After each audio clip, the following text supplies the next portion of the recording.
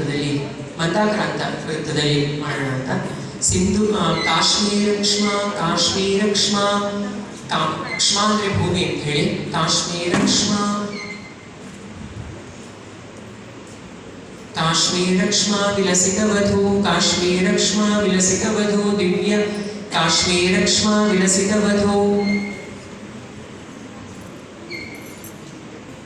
ಕಾಶ್ಮೀರ ಕ್ಷ್ಮ ವಿಲಸಿತ ವಧು ವಿಲಸಿತ ವಧು ದಿವ್ಯರಾಜಲ್ಲಲಾಟೆ ದಿವ್ಯರಾಜಲ್ಲಲಾಟೆ ದಿವ್ಯರಾಜಲ್ಲಲಾಟೆ ಕಾಶ್ಮೀರ ಕ್ಷ್ಮ ವಿಲಸಿತ ವಧು ದಿವ್ಯರಾಜಲ್ಲಲಾಟೆ ದಿವ್ಯರಾಜಲ್ಲಲಾಟೆ ದಿವ್ಯರಾಜಲ್ಲಲಾಟೆ ಕಾಶ್ಮೀರಾಜಲ್ಲಲಾಟೆ ದಿವ್ಯರಾಜಲ್ಲಲಾಟೆ ದಿವ್ಯರಾಜಲ್ಲಲಾಟೆ ದಿವ್ಯರಾಜಲ್ಲಲಾಟೆ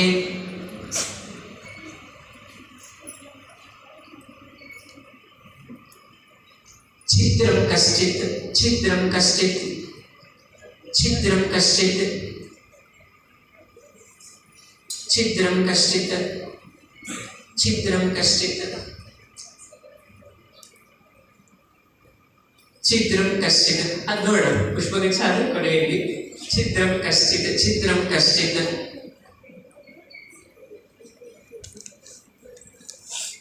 ಛಿದ್ರಂ ಕಶ್ಚಿತ್ ಯದಿ ಯದಿ ತನಿಯಾತ್ ಯದಿ ಛಿದ್ರಂ ಕಶ್ಚಿತ್ ಛಿದ್ರಂ ಕಶ್ಚಿತ್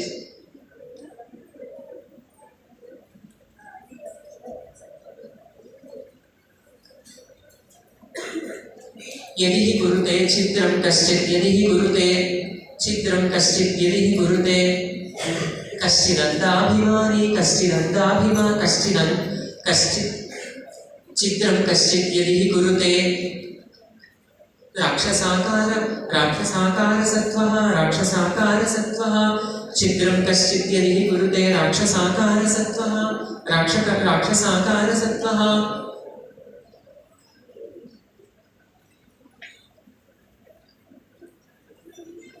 तूष्णीं स्थाता तूष्णनय निचयः तूष्णीं स्थाता तनय निचयः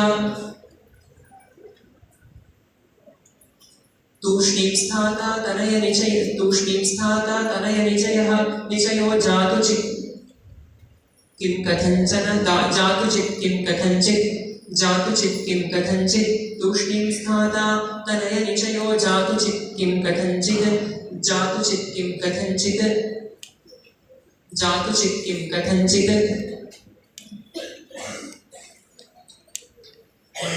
मूले धातो मूले धातो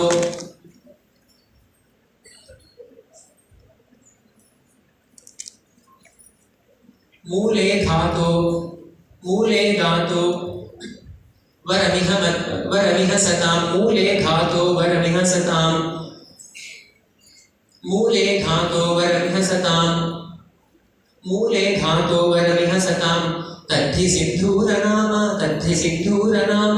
मूले धातो वरमिह सतां तद्धि सिन्धूरनाम ಕಾಶ್ಮೀರಕ್ಷ್ಮ ವಿಲಸಿತ ವಧು ಅಂದರೆ ಕಾಶ್ಮೀರ ಭೂಮಿ ಒಂದು ಸುಂದರವಾದ ವಧು ಅಂತ ನೀವು ಅನ್ಕೊಂಡ್ರೆ ಅವಳ ದಿವ್ಯವಾದಂತಹ ಲಲಾಟದಲ್ಲಿರುವಂತಹ ಕುಂಕುಮವನ್ನ ಛಿದ್ರಂ ಕಶ್ಚಿತ್ ಯದಿ ಗುರುತೆ ಯಾರು ಅದರಲ್ಲಿ ಯಾರು ಛಿದ್ರವನ್ನ ಉಂಟು ಮಾಡಿದ್ರೆ ತೂಷ್ಣೀಂ ಸ್ನಾತ ತನಯ ನಿಚಯ ಅಂದ್ರೆ ಮಕ್ಕಳ ಸಮೂಹ ಸುಮ್ಮನೆ ಇರಬೇಕಾ?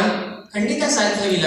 ತಾಯಿ ಕಾಶ್ಮೀರ ಭೂಮಿ ಅಂತ ಹೇಳಿದ್ರೆ ತಾಯಿ ತೂಷ್ಣೀಂ ಸ್ನಾತ ತನಯ ನಿಚಯ ಜಾತು ಚಿತ್ಕಿಂ ಕಥಂಚಿತ್ ಜಾತು ಚಿತ್ ಯಾವ ಹೇಗಾದ್ರೂ ಆಗ್ಲಿ ಎಲ್ಲಾದ್ರೂ ಆಗ್ಲಿ ಅದು ಹೇಗಾದ್ರೂ ಆಗ್ಲಿ ಅದು ಸುಮ್ಮನೆ ಇರೋದು ಸರಿನಾ?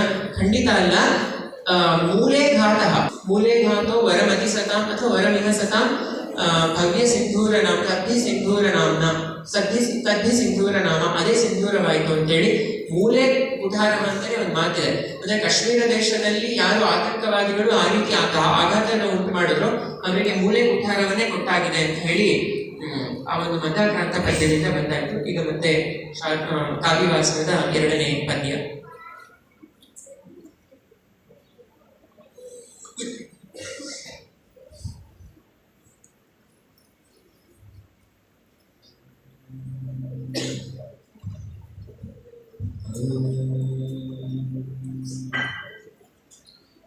ಶಿಲಾಶಯಾಂ ತಾವನಿಕೇತವಾಸಿನಿ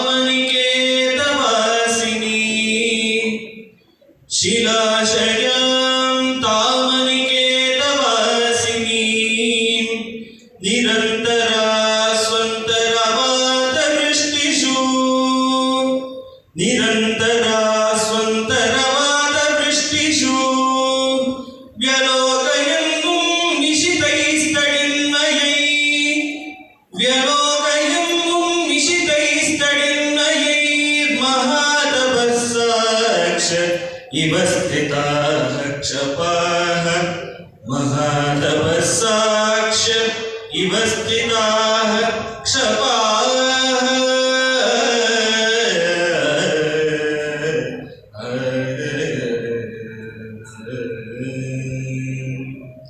ಪಾರ್ವತಿಯ ತಪಸ್ಸಿನ ಸಂದರ್ಭದ ಬಗ್ಗೆ ಪಾರ್ವತಿಯ ತಪಸ್ಸಿನ ಸಂದರ್ಭದ ಬಗ್ಗೆ ಕುಮಾರ ಸಂಭವ ಕಾಳಿದಾಸ ಮಹಾಕವಿಯ ಕುಮಾರ ಸಂಭವ ಕಾವ್ಯದ ಕಥೆಯಾದ ಶಿಲಾಶ್ರಯ ಅಂದ್ರೆ ಆಶ್ರಯ ಅಂದ್ರೆ ಸ್ಥಾನ ಮತ್ತೆ ಉದ್ದೇಶ ಈ ರೀತಿ ಅರ್ಥ ಬರುತ್ತೆ. ಅಲ್ಲೇ ಅವಳು ಉಳ್ಕೊಂಡಿದ್ದಾಳೆ. ತಾಮ್ ಅನಿಕೇತ ವಾಸಿನಿ, ಮನೆಯೇ ಇಲ್ಲ, ಶಿವನಿಗಾಗಿ ತಪಸ್ ಮಾಡ್ತಾ ಇರುವಂತಹವಳು. ನಿರಂತರ ಸ್ವಂತರ ವಾತವೃಷ್ಟಿಷು ಅಂತ ಹೇಳಿದ್ರೆ ಇಲ್ಲಿ ಮಳೆ ಗಾಳಿ ಬಿಸಿಲು ಎಲ್ಲವೂ ಹೇಗಕ್ಕಾಗಿರುತ್ತೆ ಇರುವಂತಹ ಸಂದರ್ಭ.